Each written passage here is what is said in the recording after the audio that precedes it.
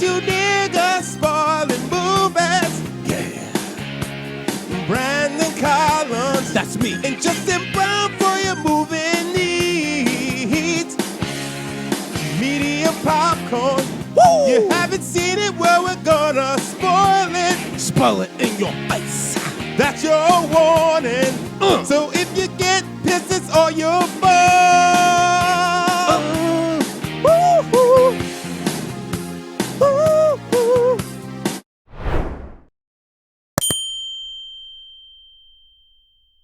What is up, little biscuits and sun-dried tomatoes? It is another Patriot Friday, and I'm your boy, Eddie Collins.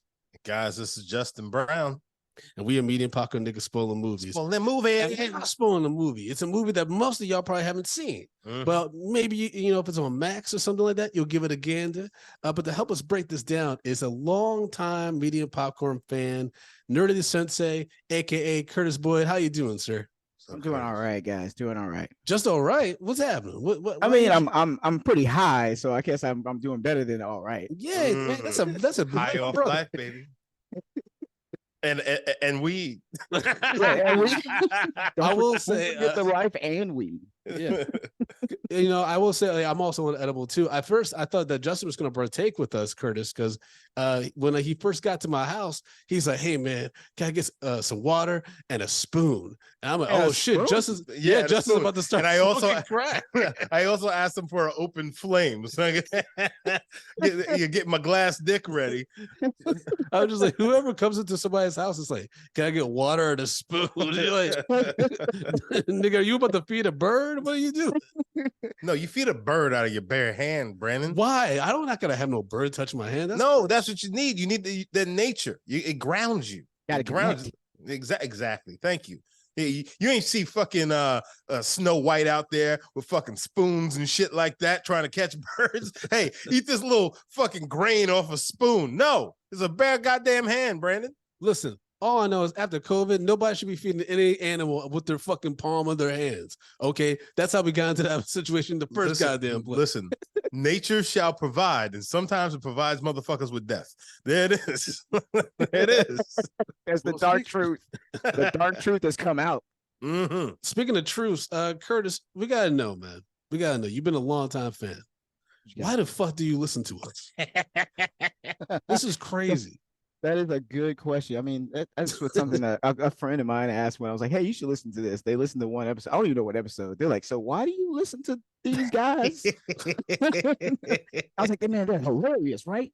These niggas is nuts." And then they're like, "Nuts is good. Yeah, nuts is a definitely good way to describe it." Because, yeah, you know what it is. If you listen to one episode of Medium Popcorn, it's a roll of the dice, though. It's really a roll of the dice. Well, no, Brandon. It comes down to this. You listen to one episode of Medium Popcorn, high chance you ain't gonna get it quite yet. You need to get into like the weeds of like maybe 3 or 4. That's true. Then you're just like, oh, okay, I see what these niggas are doing. Unless you catch an episode of us where we're talking about something and we getting a little bit serious in there and there's bullshit sprinkled in there. But if you're going to get into a bullshit episode, you're going to be like, these niggas got something wrong with them. I mean, we do. Yeah. I mean, so I don't know what episode I listened to first. I got to go back into my catalog because it was very beginning. But it was definitely an episode after you've done Good Burger. Okay. So you made reference to it, and like I could just see the fire in Justin's face. Just listen. Just all I had was voices then. Y'all didn't really have videos, and so all I had was voice. I could just see his face just lighten up, and I was like, "Man, I gotta go find this Good Burger episode. These motherfuckers are crazy." And so I listened to it. I was like, "Oh, okay. Now I see, and now I'm hooked." We appreciate you, man. Yeah, it's I mean, we've talked to a lot of people who listen to the podcast, and I know people that like try to give it a shot, and they're just like, "Man, you're so wild on that show," and especially for me because I present myself very differently, like in a professional setting. Like at work, Brandon, like it's completely different than podcast, Brandon. You would not think we're the same person, and so when those people eventually listen to this, they're like, "You seem like Dr. Jekyll and Mr. Hyde. This is fucking nuts." Because I'm over this podcast and be like, Yeah, when you suck it out the booty hole and like you twinkle the bitties and you're like, what? nigga, you literally call yourself Eddie Collins. Yeah, it's like, who's that? That's not on any document we have at work. Who's Eddie? That's not our director. They're like flipping through all the pages. They're like, no, he's got to sign something with Eddie. I know we have something. See, Nothing. when I tell people that, oh, like, yeah, I do. Oh, like, what's your podcast? And they go look it up. I immediately give them You give them an episode? No. I give them a fucking warning. I was like, just know the things that are said on that podcast, all the crazy shit, is my co-host. No, that's not true. That's not true. No, like, but I have to give them a warning immediately. I'm like, just know you're gonna see a different part of me. Yes, yeah, especially you, man. You be showing butt cheeks and stuff on this show. Yeah, remember we watched that movie where you showing your ass? You can't kill Stephen King or whatever the fuck. Yeah. I mean, but that was part of my role, man. It wasn't. I actually put that in. Exactly. That's I fought to get my ass in that movie. I know Justin. He actively wants to show his ass. I got a great ass. We did a live sketch comedy show, Curtis, and he actively petitioned for himself to wear a fucking like safari, like a tiger stripe G-string or some shit. And he wanted to show his ass not just once, which is what the script called for eventually when we rewrote it, but twice. And I was like, Justin, you don't need to do it twice. He's like, yes, I do, Brandon. And it was like, listen, you really don't. Listen, at that time, I was a single man. I had bitches coming to the show, man. Yeah, you put yourself out there. Come on now. What was wild was the first time you did the bit, people didn't even laugh. They were just confused and get, like, what's happening? And then I was like, Justin's doing a tag in this. And then he did it at the end again. And people were just uncomfortable. Wait. That was the Best Buy one, right? Yeah. Despicable Me. Yeah. Yeah, you remember the sketch, nigga. Yeah. We all remember the sketches when we bombed online on stage.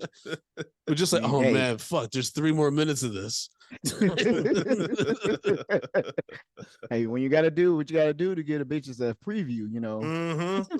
I just remember, like, Curtis, the look at his eye when I'm like, because I was like kind of the director, but not really. Like, I felt like it was trying to be, I wanted it to be like a very democratic process, like with putting the sketches together live. And so, like, it's not like I in theory I could be like, Justin, we're not doing it. Like, we're not doing the tag. But just the look at his face, it was kind of like, I could tell we're not doing this, and he might still do it. Don't you take this from me. That was I need this look in my eyes. You know, we all get there sometimes. Yeah. Every once in a while, it shows up in all of us. Of course. Yeah. Those shows were wild, man. Like we wrote a script. It was like a 1 act play with me, Justin, and a bunch of other sketch comedy actors. Wild. It was just all men, and it's called the Titsmen. And we obviously, just from the title alone, you cannot do that show again. No, but it was one of the craziest. It was just us monologuing about being dirtbags. Well, no, it was basically these I don't even know guys. what the purpose of No, it it was like these guys trying to join a secret society. But why? I don't know. I don't know. And like, I was the guy who was bringing them in to this society, and it was kind of like they're joining a fraternity, and they're like proving themselves, and they're telling stories of such and such and such, and they were all just wild. It was just wild. It was just wild. Yeah. One guy line is like, okay, so yeah, I may be a pedophile. Like, that's his line in the show. Yeah, I feel bad for him because oh, no. his girlfriend at the time was at that show. She didn't know what she was getting into. He did that lie. He did that show. She dumped him the next night. He didn't have a girlfriend for the second show. You know what I mean? Yeah, it was not great. Man alive, that show. Hopefully, there's no record of that shit. Because man, I have too much documentation to get canceled. I'm probably gonna be like deadline, be like, yeah, this company has a fucking development deal with this person. Be like, no, we don't. No, we don't. 4 minutes later, cancel that shit. It's over. Jesus Christ. All right, everybody. But Curtis is on not just to talk about stories of Justin and I's younger years, but to help us break down the John David Washington starring sci-fi movie, not sci-fi CSI movie called The Creator, which is by Gareth Edwards, who may or may not have been the full director for Rogue One. He disputes that Tony Gilroy came in and fixed the shit. He disputes that. He claims that he filmed the shit that we liked for Rogue One. Which one of those? Huh? Yeah. But I gotta say, and we'll get deep into the movie, and we'll try to make sense of this convoluted plot for no reason. But he's got a good eye. Like he and like whoever he hires for cinematography, like really good concept art that was used to illustrate this world. Like the technology was dope, especially for the budget. Yeah. Like to know that this budget was 80 million. Oh wow. I'm like, what the fuck is Marvel doing? For real. It's like it's all gonna be to the actors, right? That's true, Curtis. That's a very existential question. What's anybody doing? This is true. This is true. Just like the guys, let's not even talk about this movie. Just what are we doing? How are we living right now? I mean, that's what this movie kind of does. Is like, it's very existential about the human race and like us being our own worst enemy and shit. Well, I mean, this is kind of playing into like the Terminator-esque. I kind of feel, or even what? Not I Am Legend. AI. The Haley Joel Osment movie? No. The one with Will Smith. That was called iRobot. iRobot. Sorry. Yeah. So iRobot. Basically, AI starts to take over.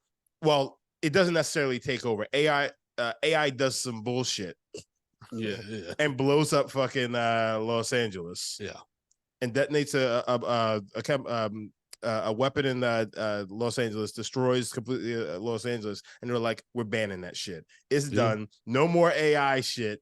But then Skynet's like, "Fuck you, nigga." But apparently China or New Asia. You're talking about in this movie, yeah. Because I'm pretty sure it was China, and they just changed it to New Asia. Yeah, there's I got a note on that.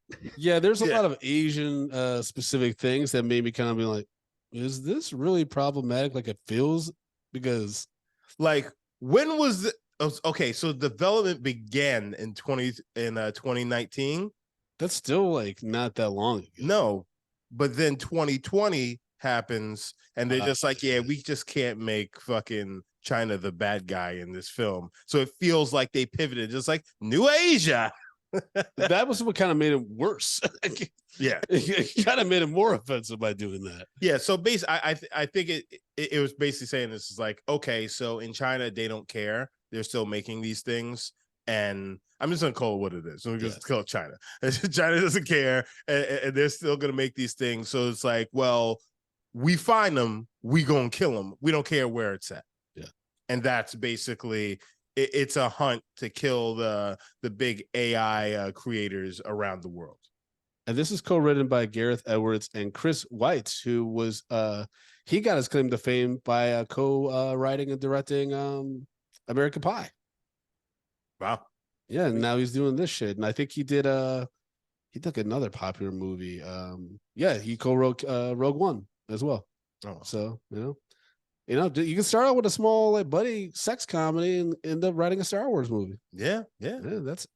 But this was a little bit too convoluted. This reminded me a lot of this felt like District 19 meets Elysium.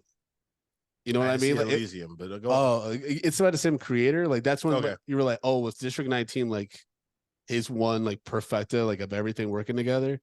Curtis, did you see either of those movies? I did not see Elysium. You didn't see Elysium? No, not that one. Okay, yeah, it's not great. It's not great at all. It's like way too complicated. It stars Matt Damon. Apparently, it was initially supposed to star Eminem, but he dropped out because they wouldn't film it in Detroit. But it just this felt like it could have been a very simple plot, and it ended up adding so many different things. And like you're meeting new characters. I think until like the last 15 minutes or so, you're like, Jesus, like what am I? Who's this robot thing now, or whatever? You're like, what's going on? Yeah. Also, John David Washington. Okay, spoiler alert, everybody. Did he get shot at the end? What was happening to his body? What do you mean? When he's having the vision of the wife, and they're like carrying her like a comatose body and stuff. Like there was a lot of fast cuts where I was kind of like, I'm not quite sure I'm following what's happening. Yeah, I thought he got shot because he he was saying he couldn't breathe, but yeah, he couldn't move either. She was dragging him. so I thought it was just the airlock thing. I Oh didn't know no, if no, it yeah, was that's just the airlock. That was yeah. the airlock. Oh, okay. Yeah. So yeah, I think it was just that he couldn't breathe because of the airlock. Got Yeah. it. Okay. Because they were they were on that ship that was That's well right. that Mhm. floating Death Star type bullshit. Curtis, what were your initial thoughts with the creator, and also why'd you choose the creator for us to review? Yeah. Well, I saw it and I saw the trailer and I was like, well, this looks like I'm playing a lot of Cyberpunk 2077. Okay. Still, wait, like I thought it was too buggy that people like were giving up on it. no, they've like completely turned They it patched around it? now. Oh, Yeah, okay. they patched it a bunch and then they released a big update before the new expansion came out, and the expansion is pretty crazy. But yeah, so I've been playing that a lot more since before the beginning. And yeah, I saw the trailer and I was like, this is very, very cyberpunky. So let me see, because I was very nervous at first because man, so many cyberpunk movies in general from the history, there's a lot that are trash. So it's Yeah. just like, ooh, yeah, this could veer real bad. So just initially I was like, let me just see. So I was, the initial takeaways, I was at least surprised that it wasn't just like, all right, I got to get out of here. Most movies, when you get to that first thing where they're trying to establish like some type of like grounding lore, Yeah. you're like, all right, I believe you, or nope, I got to get out of here. Yep. Yeah. I mean, what hooked me immediately was once I saw Gemma Chan, I was like, okay, I can at least tolerate this for a little bit. Because she's one of the most beautiful actresses in the game right now. Like, I don't think she gets nearly talked enough about how beautiful she is. Truth. But Yeah, she's a baddie. I gotta say, this is wild because we've shit on the man quite a bit.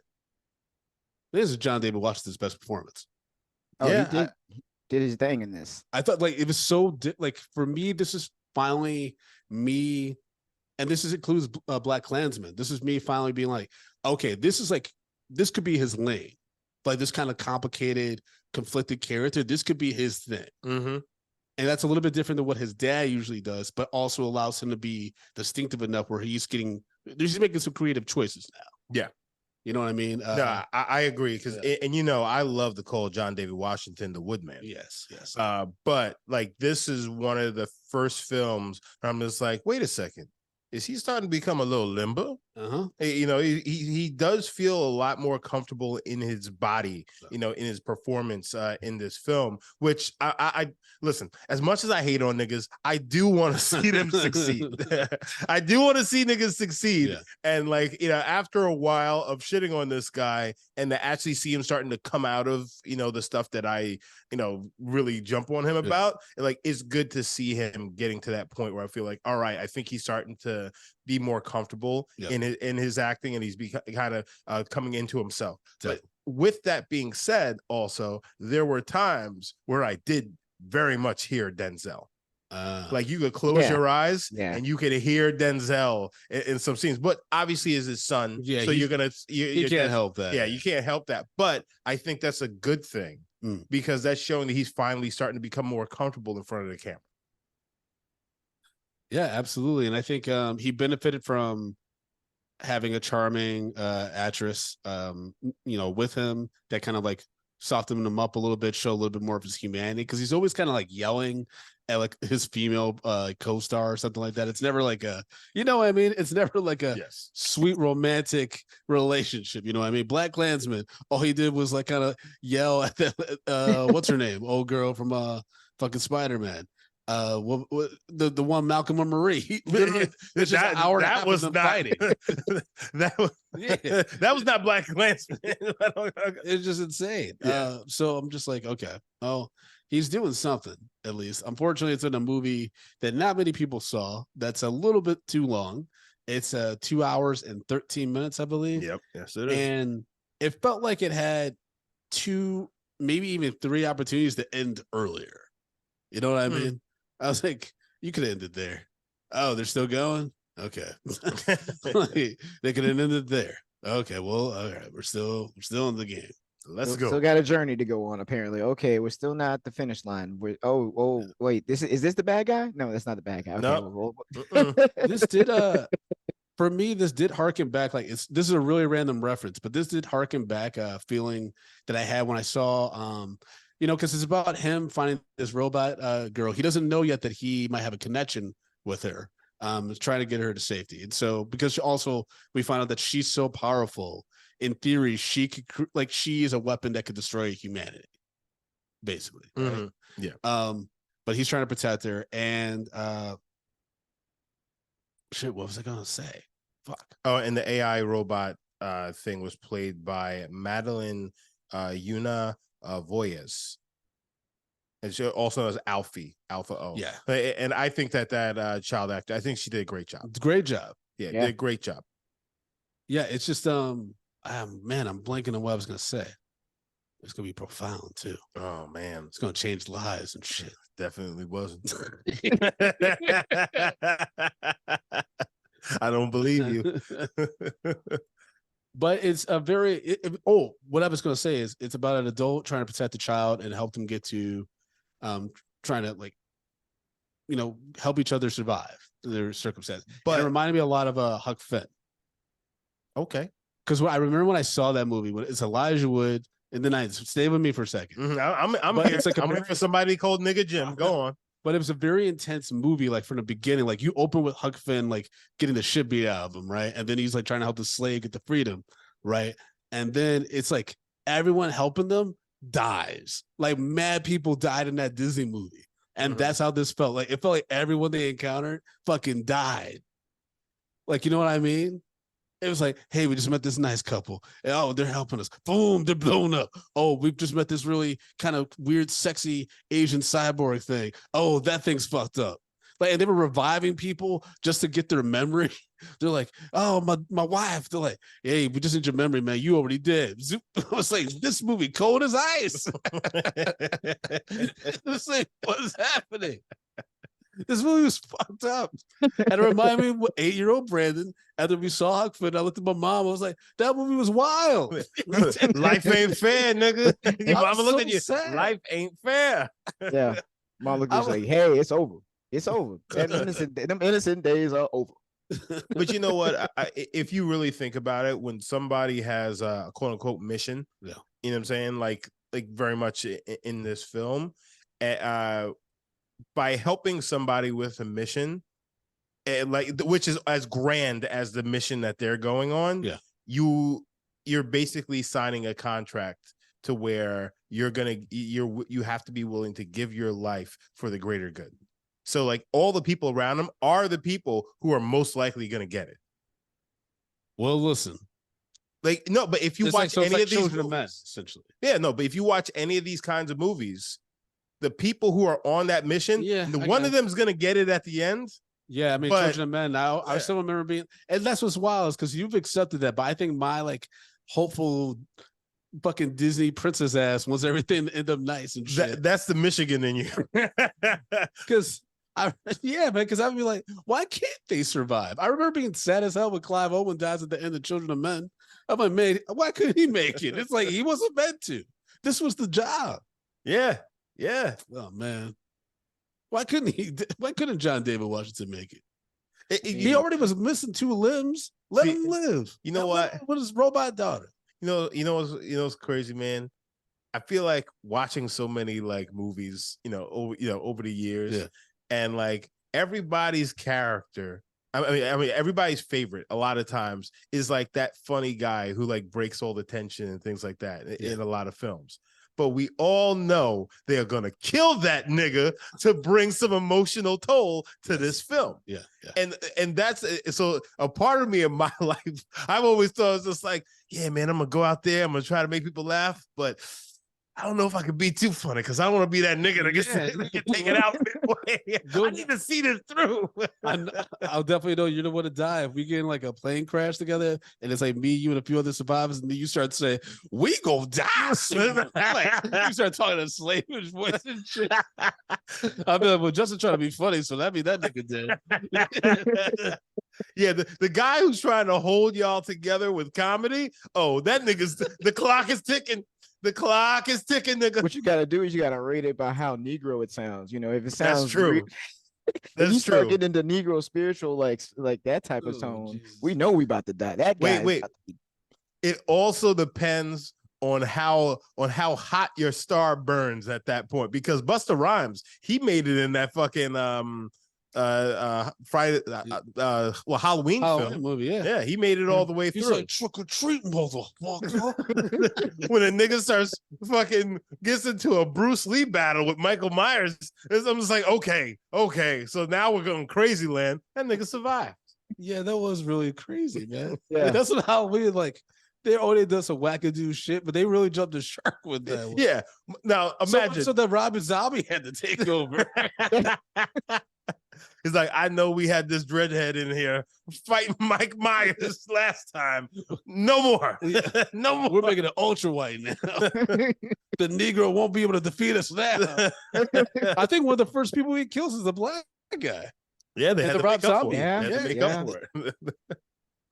Okay, so I the other part of this I think we haven't really talked about is the fact. What? Say more. Okay. Is the fact that at the beginning of the film, John David Washington, he's like an undercover agent. Yep. He's basically he's working for the humans. Yep. But he has a cybernetic leg and arm because he lost them somehow. Yeah, like his family got bombed because he said he lost his mom and his dad and his siblings. Wait, was that in the? That was in the flashback because remember that's when he meets Gemma Chan. Yes. And so, like, he established that the injuries came from some shit with his family. Yeah. Okay, so so he's undercover in quote unquote New Asia. Yep. And they're trying to find here bubbles popping around. I don't know. You go like this, You just did, and I get fucking balloons. Quotations and the balloons pop. Okay, that's crazy. It don't work for you, nigga. Well, you yeah, need to have a new computer, motherfucker. Update your shit, nigga. I just keep bending my fingers. Nothing's happening. It's doing quotes, nigga. Anyhow, so he's in New Asia, quote unquote. I'm not gonna do it because I want balloons to come. And That's what you said. he's actually married to Emma Chan. Gemma Chan. To Gemma Chan's character. And once she finds out that he's basically, undercover, she finds him immediately. Well, yeah, he's not. No, but he's been there for a minute. Oh yeah, I mean he knocked her up. Oh yeah, he I mean, I haven't done that night one, so if he was there less than a year, I get it. Well, they were married as well. Spot too. What's that? Oh, so the government kind of blows up his spot too. So she was looking at him like, "Why are you talking in code?" Yeah. It's like yeah, the guy pops the door. He's just like, all right, I'm gonna shoot this guy. Nigga, what you doing here? Won't you never to call this number? So basic then the floating Death Star thing blows some shit up. She's presumed dead. And she's also pregnant with his child. Yeah. So he goes back 5 years later into this into New Asia to try to find let's call him the architect of these AI things, in hopes that because he sees a thing that his wife is actually still alive. Yeah. So he's just like, but she's like comatose, right? She's like in the no, but he doesn't know that. Oh yeah. They're just like they show him the recording or whatever. Like yeah. She's like, so she's still alive. She's still alive out there. By the way, that's Allison Janney. By the way, what's that? That's Allison Janney. Really? The woman, yeah. You didn't know that? No. Oh shit, yeah, that was Oscar winner Allison Janney. Oh shit, yeah. You fucked me up for a second. Oh. I was just like, wait a second. He's like Allison Janney. The woman that showed him the video. Yeah, I'm just like, I'm pretty sure that was Gemma Chan. he got Allison Janney pregnant. That would have been. My mind just fucking blew. That would have been a wild ass opening. He's like, he don't know who his wife was. I'm not saying that Allison Janney's not an attractive woman or anything, but it's just like you're not gonna risk the alien, the AI apocalypse for that. Well, damn, I bet her husband or wife wouldn't think that way. Well, everybody got their own taste. Anyhow, so that's why he goes back, because he's hoping that he can find his wife and child. Yes. So basically, his whole thing is like, yeah, he's helping this kid, but he's also just trying to find his wife. Yeah. And that's his main reasoning for being there. But then over time, he learns that technically this child is kind of his, because this AI clone or some shit, right? Well, they was created with some of the embryonic fluid or the DNA of the child. So then I guess that she could because that girl looked a little brown. Not like, had like distinctive like Blasian features or anything, but like darker. Well, I mean, she looked like she could have been like Indian. Yeah. But like Asian-y, Indian, more into Asia end. Okay. Well, no, because she looked like like maybe like like Cambodian or something like that, or different part of Asia, not necessarily China. Not gonna lie, John David Washington and Gemma Chan, just based off their looks, had a baby. That actually might be a really attractive person when they grow up. Well, I mean, I'm just gonna shut up. I don't want to... You know what I mean? That'd be interesting. They're gonna have experienced a lot of racism. A lot of racism. One quick question about John David Washington, since we're talking about cosmetic stuff. He's cockeyed, right? I have no idea. Or does he have like a wandering eye or something? Like his eyes sometimes would be the left one gets kind of weird. I don't know. I haven't been paying attention. He's on a big screen. I haven't been staring this nigga deep into his eyes. I've been trying to look at his soul at the last like 5 minutes of the movie. I gotta go back and try that. All right, whatever, niggas. That's all I saw. But yeah, man. I mean, I thought like visually this movie is pretty dope. I think for me, where it really falters is just the pacing. It feels slow. It moves slow. And it doesn't really feel like too much happens, actually. It feels like a lot of redundant stuff. Like they go to a place, it gets blown up. They go to a place, it gets blown up. They learn a little bit more. They go into a place, it gets blown up. They learn a little bit more. Oh no, one of them gets caught. You know what I mean? Like, well, it's like back and forth.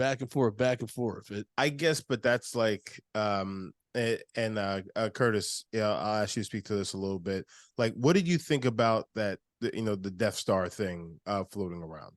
Because for me, I felt like we didn't get that much about that. No, not at all. So it was like, obviously it's a threat, but it's just like, what do you think? It was ominous because they were showing it at the very beginning. She's like, "What in the fuck is that thing?" And it looked cool. And it had made cool sounds and all the light shows. I was like, man, what kind of laser light show is this thing putting on?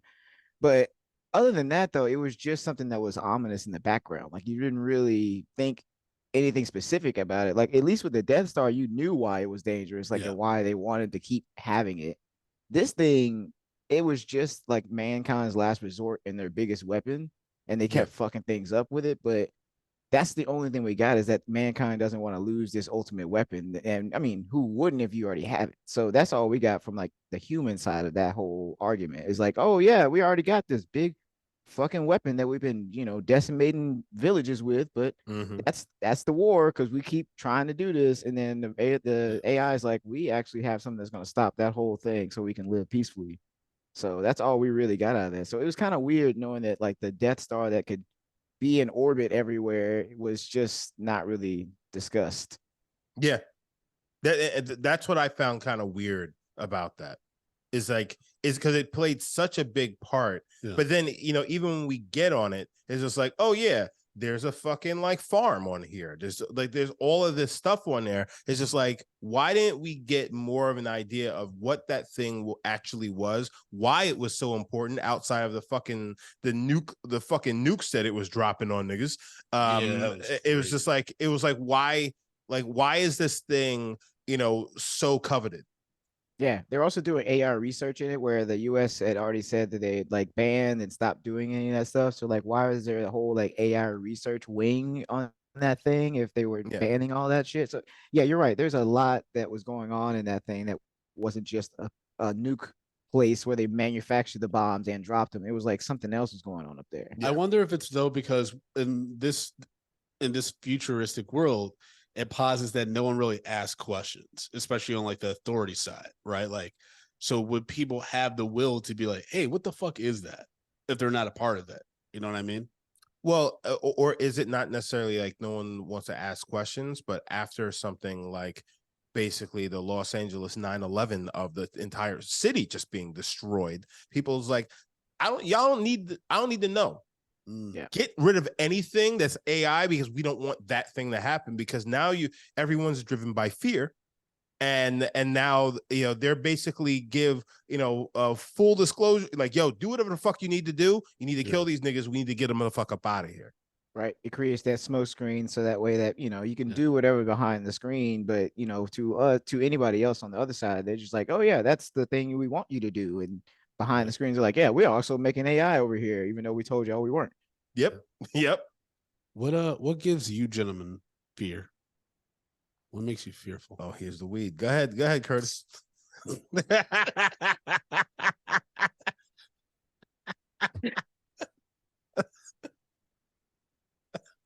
I'm fearful that Brandon gets all the money he ever needs to have these ideas become real. Like, no. Like, That'd be a okay. wild day.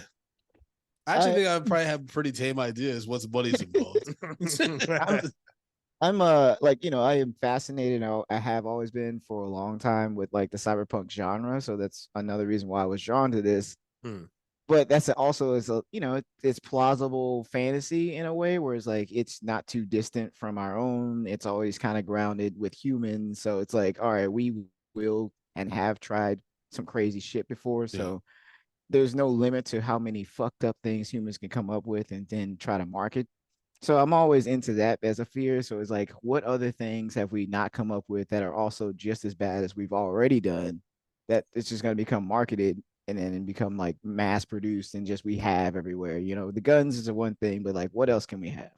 Oh, so you like the dude at the end of Oppenheimer who's like, yeah, we made a bomb, but who makes the next bomb? That's gonna be bigger. And like, what does that even look like? That's a deep, man. I fucked up with that question. Yeah. That was intense. Justin, what makes you fearful? What makes me fearful? I guess like actual war hitting the U.S. soil. Like an actual like full scale aggressive war like hitting us. like the wars that happen elsewhere. Actually one hitting here, and then basically living within a war zone and having to kind of deal with that and being fearful for your family, your children, and things like that, and like everyone living under that mass hysteria. Because now, mind you, it's like, yes, that does happen today, right now, for people, but people think that they're prepared for it, but none of us are really prepared for it. And the people who are going through it right now, really weren't prepared for it. And it's just like, it brings the worst out of people, as we've seen it happens in the world time and time again. So like that, and then just the sheer level of the need for survival that comes out of human beings, that I think is scarier than anything, because when people are desperate, people do wild shit. I'm quietly having an anxiety attack. Go ahead, Brandon. What scares you? Everything. I mean, clothes on my bed, nigga. I mean, we've talked about before this show. I think it is the effects of global warming finally coming home, coming into full effect. And chickens coming home to roost. Given and just knowing that we could have done something, and all these ignorant people that are probably in their secret bunkers fucking survive, and while regular day people are fucking like the day after tomorrow, when or 2012 or whatever the fuck, when that water is hitting the city, man alive. Like, think about being in the city at that time. Even if you can't swim, which I can't swim in that, because you start swimming in a fucking wave, you with a skyscraper, guess what? You gonna swim your ass into the Statue of Liberty, and you gonna slice up your gut. Then you did. Okay. And your family did. If you try to swim, what you think they try to do? Why did, like, midway in there, Brandon just starts sounding like a slave? What you gonna do? Next thing you know, you can swim, but you can't swim because you're chained on to something. And then next thing you know, the Statue of Liberty is right there in your face, and then you got a boo-boo on your foot, and you can't swim with that, and then you get a cramp. And oh boy, and now he's gonna do his Negro spiritual up to the good old Lord above. I'm like, what? You okay, Brandon? I'm not. Get off the weed. Nah, man. Oh man. Oh Jesus. Man, those suicide robots are crazy, weren't they? The ones that were just popping in with bombs on them. Oh and yeah, shit. yeah. And they were like, "Get away from it!" They're like, That was probably the craziest robot in the entire movie because I Hell was watching yeah. it and I was like, okay, what is happening? I was like, holy, it's just a grenade with legs and arms. That Like, nigga Yeah. just flew into that compartment. like it's Yeah. literally just an electric grenade. That shit was crazy That looking. dude flew into a fucking plane and was just like, choo, choo, choo. nigga, hold on, no. We need to talk about that motherfucker was straight up just running like OJ Simpson. Running like OJ Simpson in a Hertz commercial to an airport and then runs and then stands there and then explodes itself. And then they just like, boop, boop, 042. one. Here comes the next one. And that nigga come running down there. Actually, it was very Get Out. Like the old black man running in running in the night. With Like a very technology. straight Yeah, line. just running, you know. But it was cool though. That's what I'm saying. Like, there's some cool visual stuff Yeah. where I was like, all right. They did And some the fact cool that she shit. stops it, Yeah, that was cool. and then the thing's That just was like, pretty dope. yeah, and then she goes offline, then it comes back on. They're like, oh no. Yeah, I love that she was too young to really understand her Wi-Fi powers, but like it was cool watching her kind of play around with stuff, and she was like, "Yeah, I can stop this." And then people were like, "Hey, we gotta get you out of here," and she's like, "Wait, I ain't done yet." And then that Yeah. motherfucker blew up anyway. Yo, when it caught Allison Janney at Oh the yeah, end, she was freaking like, yeah, she was like, she's like, get it off me, get it off me. And then she does the thing, she stops it, and then they look, they were like, oh shit, she stopped it. And then these guys point the guns at her, and then just like, no. Yeah, Oh, that was fucking that hilarious. sucks because you're like, no, I want to live. Stop. Stop taking your job so seriously, nigga. right. Like just he's like, "Hey, you know what? Keep focusing on the backpack. Don't do anything else. Why you pulling your gun out? Just focus on me, damn it. I'm number one. We can kill her later. Get this thing off me, damn it." Yeah, That shit took them out real fast. Oh, Incinerated. yeah. Oh, that shit was It kind of hilarious. was. Didn't it feel kind of anticlimactic though? What do you mean? For Allison Jannings' character, weren't you kind of like, oh, that's how she does? But isn't death anticlimactic? No, I but I mean, meant that's- like, yeah. I don't know, man, because she wasn't vicious. She wasn't a vicious villain, but she was kind of like She was coming. she was wasn't coming gonna for let the- up. Yeah, that's what I'm like. You gotta like take her out. You gotta be like, Yeah, and well, considering remember that they faked the mom. I mean, the mom's body, like she's comatose, but they still were able to fake her death to an extent. They could easily do that with Allison Janney. You gotta make sure for sure that she's dead. no, she did. She Nah, downstairs. She good. Yeah. She's gone, my friend. Pretty sure they made like beef stew out of her. Like, she Yeah. is good gone. That bitch ain't nothing but particles at this That point. I mean, Curtis did point out, we never saw them eat. We don't know what humans are eating in this time. Maybe they are cannibals. Hey, maybe. Why would they be cannibals? Because we don't know what kind of produce they have available now in the world. Nothing about this movie said that we were living in a dystopian universe. Well, he brought up a thing about eating, and so I just was Okay. saying that. What- I didn't really think they were cannibals. Nigga. Like, I'm not a crazy person. Oh, I've heard some of the shit you said in this episode. It's I mean, like you said earlier, Brandon, like it's a slow movie. Yes. And a lot happens, but it doesn't feel like a lot is happening. No. You're kind of like, damn, I spent over 2 hours on that. Like, because like I'm having trouble even with the Wikipedia being like, this is what happened. This is what this meant. You know what I mean? I just remember some cool shots and that John David Washington did a solid job on this. That's all I remember. Like 5 years from now, you'll have to like really push hard for me to remember this movie. And I'll probably remember it just because we did this episode. Or maybe you need to, pull back on the weed so you can remember some shit. Because obviously you ain't okay when this nigga came up here and just like, guys, What scares you? What leaves you up at night and thinking about your mortality?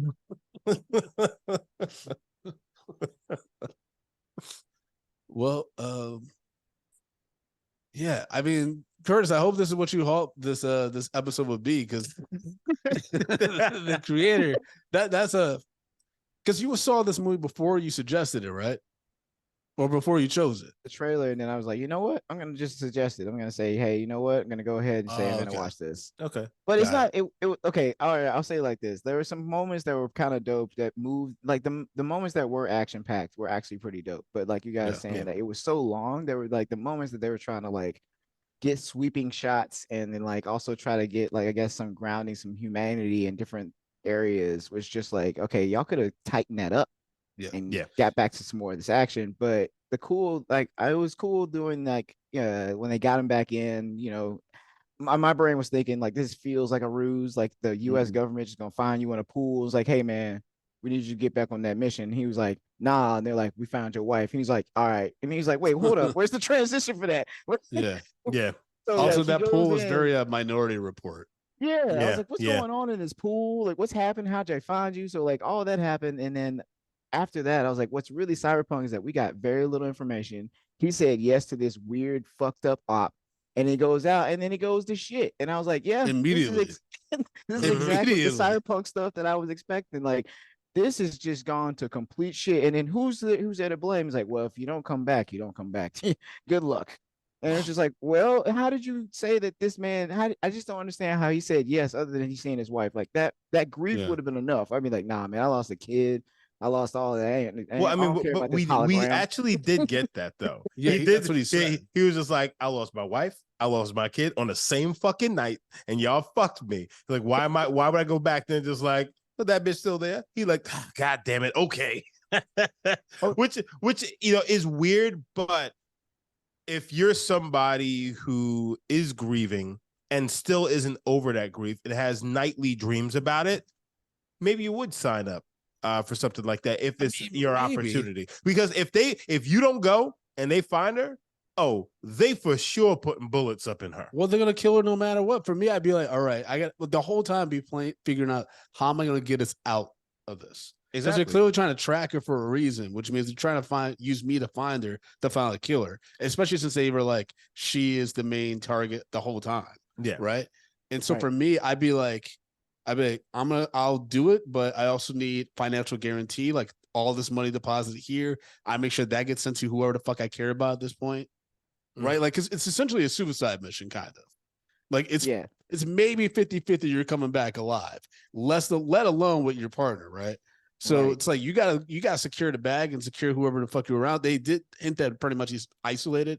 He's on his own. So maybe he just embraced the fact that it's a suicide mission, but they should have either leaned more into that darkness or leaned more into him being like, all right, I still don't trust you, motherfucker. So let me show that I don't trust y'all by like squeezing everything I can out of you. Yeah. Before I go into suicide mission. And maybe it'll work out for me. So is Maya, Gemma Chan's character, is she the architect? Yeah.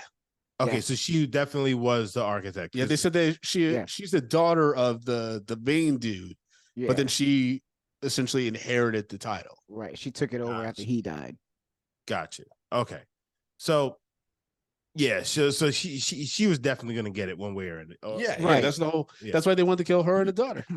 Yeah, but they didn't. No, they wanted to kill daughter though. No, they didn't know that it was daughter, but they wanted to kill the young girl because they were just like, she's the weapon. Yeah, right. She's the weapon. She was like, so basically like, her thing was Star Wars. She can control all machinery. Yeah. She could just, do whatever with it. And then as she gets older, her powers are going to get stronger. So, so basically at some point, she's going to be the AI piece that becomes completely unstoppable. Yeah. Or she just becomes like the president of AI because, she just controls all the AI.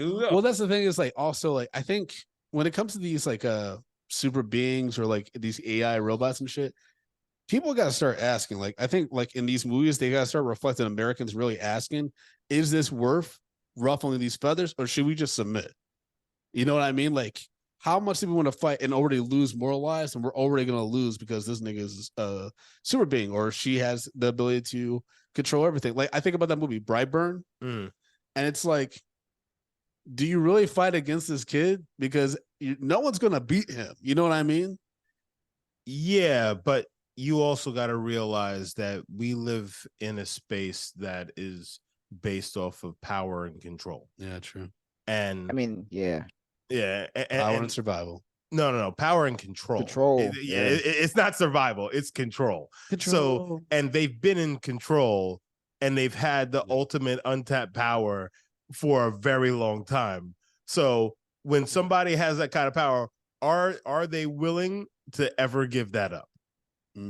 So that's kind of what you have to get. That's the real nitty gritty of it. It's just like people don't want to be they also don't want to be on the other end and see like what it's like when you don't have the power and somebody else has it. Are they going to act like me? And nobody, and, the niggas, they definitely don't want to find out that, and be under the thumb of somebody else. Don't want to find out. I think that was cool that the government, when they came in and kind of presented that argument about like robots versus humans, the thing that was really interesting to hear about was kind of like the emotional tie that they made was that humans are just angry. We're pretty much the same thing, but being capable of anger. And then if you looked at all of the AI that in the robots, whenever you saw them, they weren't necessarily angry. They were in a place where they're just like, I just want to stop this so I can live peacefully. I just want to live my life. Like I don't want to have Very a gun serene. and like look over my shoulder. So it's crazy to think about like the logic is on the robot side. They're like, look, we have calculated an end that we just want to get to this because we don't want anything else. Whereas humans are always doing this other thing where it's like, all right, survival means power. We got to keep taking shit. Yeah, it's essentially like humans are too greedy and too emotional to be like, to be trusted with ultimate power. But they're afraid of AI, who, like you said, Curtis, just want peace and serenity for all people and shit. It's very like, it's not very I don't want to say subtle. Yeah, subtle, like what they're trying to say about humans and technology, but technology could technically be the better version of us. Yeah, but I think that's what frustrates me about this movie is because there is some solid stuff that it's trying to talk about, even though there is like some weird fetishizing of Asian culture and Asian women in particular. But I think there's a way this movie could have been a tight like hour and a half, hour 45 max. And because Rogue One, if this guy is saying that he had a full hand in that, the thing about Rogue One, even though I think it's about 2 hours, and we kind of already know the ending, if you're a Star Wars fan, is it just keeps going. And it keeps building the tension, and you're just like, how are these people going to die? That's pretty much where you're like, how is everyone going to die? Oh shit, Darth Vader's in this, so you get even a little surprise. Whereas this, it's like it could have surprised me so many times, and it just kind of was like, it was very steady. Like, and that's not a bad thing, but it's just if you're going to go 2+ hours, you got to give me some pops. You got to give me something that I've never seen before, or that really throws me for a loop, like in a twist way or something. Well, that's the thing. I think they were going for that with the Death Star thing. That was the thing that was going to rain down fire and brimstone and just chaos upon the film, but they didn't explain it enough to the point where we would have actually really, really cared about that thing and really saw it as like the, lack of a better term, but the dark cloud that's literally hovering over this entire film. So if they would have gave us more of that and really fleshed that out, I think it would have been an easier thing to play, because once people start looking up, you'd be like, oh shit, it's here. Yeah. Or they could have changed it in a way. It's just like, explain is like it moves very slowly, so everything is ahead of that thing. And then it's just a matter of time, because that would also put everything as like, hey, we're on a time crunch because that thing's slow, but it's coming. And when it gets here, it's going to fuck shit up. So, you know what I'm saying? That would have added some intensity to the film, which would have, gave you a pace, a better pacing. Should let me write the script, y'all. Like he always says that shit. I could have done something. Because Gareth Edwards, he took it seriously. Yuvia's trivia, she found that he He just taught the studio into letting him film without a green screen, filming on location using smaller cameras, using guerrilla filming techniques, and employing industrial light and magic, and then adding in this sci-fi elements later. Like he did the work to make it look great. So, and he was inspired by Apocalypse Now, Blade Runner, Akira, Rain Man, The Hit, E.T., and Paper Moon. Like, you know, he clearly was inspired. I'm surprised there's one more he didn't mention, which was Metropolis from 2001. It's like an anime movie. It's very much so the same kind of thing where like for lack of better way of describing, a magic cyborg girl is like the key to stopping like humans and cyborgs and robots from like fighting each other eventually. Got it. So it's that whole thing, and then like she's kind of being tossed around, and she's the ultimate pawn for this whole thing, and she's got stuff that she can do that nobody else can do. So I was surprised that he didn't mention that, but I got a lot of that from this movie. Okay. Just to break down our rating system, baby. Stop calling me baby. So, guys, you know how we do this. We rate movies, bags of popcorn, small, medium, large, and the XL for the exceptional. If a film doesn't deserve any popcorn, we throw it into the dog shit pile. We pile piles and piles of dog shit on top of it. So, Curtis, we sat down and we watched The Creator, a 2023 film starring John David Washington, Gemma Chan, and some other pretty solid actors in here. Allison Janney, and new to the scene, Madeline Yuna Voiles. Curtis, what say you, sir? Let's see. I would give this a medium. It wasn't. I came in with no expectations. Just watched the trailer and just like, all right, you know, it looks cyberpunky enough, so let me go ahead and just see what this is about. But the story itself held together. I think, like even laying down the lore, what they were trying to make us believe. The pacing was a little off though. It was just there's some times where there was just some slow moments where I was like, how can y'all just like make this faster? Like just tighten this up, maybe just shorten this scene or something of that nature. But the cinematography was also fucking dope. That was really, really well done. A couple of times just like inserting of some songs I remember from like listen to like alternative and like some prog rock days. I was like, okay, there's some cool hits here that y'all thrown in, and it was cool to see that with the imagery. But yeah, ultimately the pacing of it kind of lacked, and there was no real sense of urgency for like how the robots were really in danger for most of the movie. You could feel it because they were getting fucked up, and the U.S. was not playing. They were just like, no, we're every time we show up, it's always go time. Yeah. But we didn't really get that sense of urgency of like, we really need to get her to this place because this thing is about to rain hell on earth to every robot that's available. So if they had really done that, and like Justin was saying, if they had talked more about the actual, the Nomad device, and I guess it was just more than just what it was. It was more than what it seemed, and we didn't get any of that until the very, very end of the movie. And even then nobody explained it. Nobody explained. Everybody was evacuating and leaving because they didn't want to die. So it was like, well, wait, we need one scientist to explain this shit, right? No? Well, fuck it. That guy from The Simpsons. Well, actually, what's happening up here? Hilarious. So yeah, I give it a medium. Okay. I'm giving it a small. I agree with a lot of the points you made, Curtis. I think that the cinematography is fantastic. One of the best looking movies I've seen this year. And John David Washington does give a very strong lead performance in it. My biggest issue was the pacing. Absolutely. And then, like you said, there's no sense of urgency by a lot of the characters, even John David Washington, as he's trying to get this young lady to safety. And so for me, it was like, okay, if there's no sense of urgency that I'm feeling as a viewer, then are the stakes really that high? Like, does that mean that anything they do doesn't really matter? Like, you know what I mean? Am I going to find out at the end of the day that none of this is really, a dream? No, that none of this really mattered? Like the ending was inevitable anyway. You know what I mean? So, and like I said, I thought the ending was somewhat anticlimactic, and it was very kind of predictable. If you know story beats, you're kind of like, all right, when they pitch that the wife is there, it's like still alive. You're like, okay, she probably isn't alive, or there's something clearer that they're not telling them, right? And then it's just like very like, okay, now I know what this is. It's just I was just surprised that they kept introducing new characters and then immediately killing them. I was like, that sucks as an actor. Like you're like, oh, I'm gonna be in this movie. Oh, I'm dead in 2 pages. yeah, it's a bit of a frustrating watch, especially being 2+ hours. Yeah. Justin?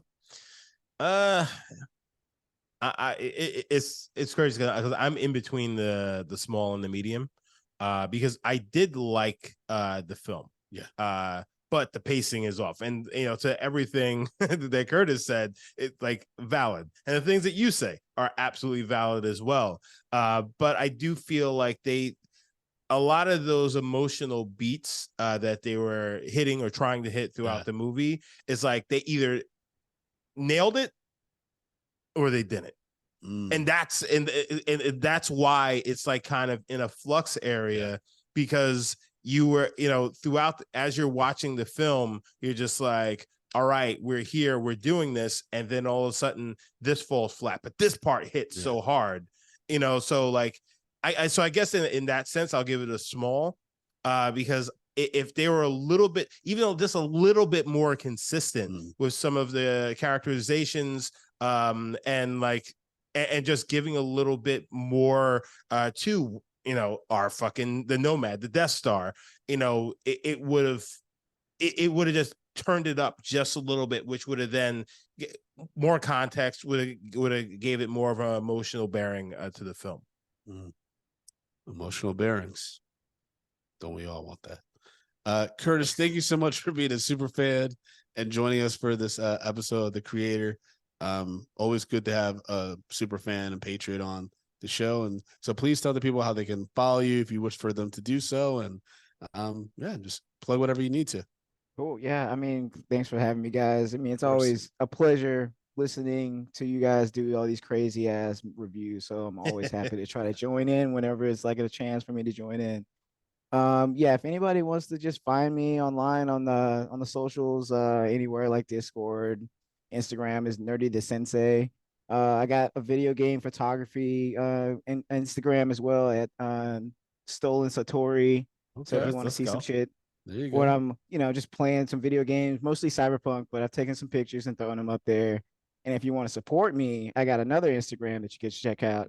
So my juice gummies. So if you guys want to check that out, make them, and I'm also a consultant. So if anybody's got a business they want to get off the ground, hit a brother up. I can help you do some formulations, but I also make my own. So just hit up my my Insta at Juice Gummies. Yeah, you should send us some stuff. We'll try it out and we'll plug it on the show. I got you, bro. Just let me know. Yeah, that's the episode that I lose my mind completely, run out the door naked and shit.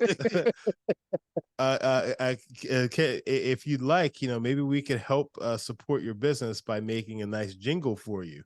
Oh, see, now that I would have loved. Yeah, just right there. The juicy gummies. Yeah.